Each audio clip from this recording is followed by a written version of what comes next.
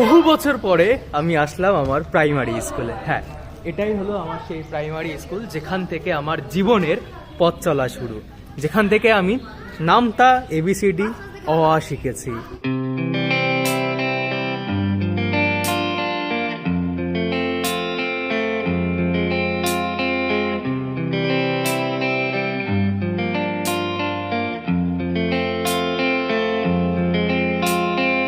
আমার নাম সুমন দেবনাথ। এই যে নামের স্পেলিংটা, সেটাও আমি এখান থেকে শিখেছি।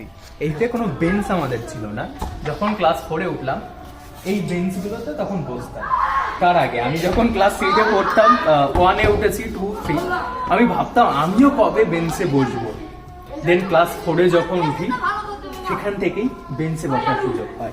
এই স্কুলে অনেক স্মৃতি আছে, অনেক মারপিট করেছি বন্ধুদের সাথে, অনেক খেলা করেছি, অনেক অনেক কিছু জড়িয়ে আছে। এখনো মাঝে মাঝে স্কুলের সেই ছোটবেলার স্কুলের কথা ভাবলে চোখ দিয়ে এখনো জল আসে।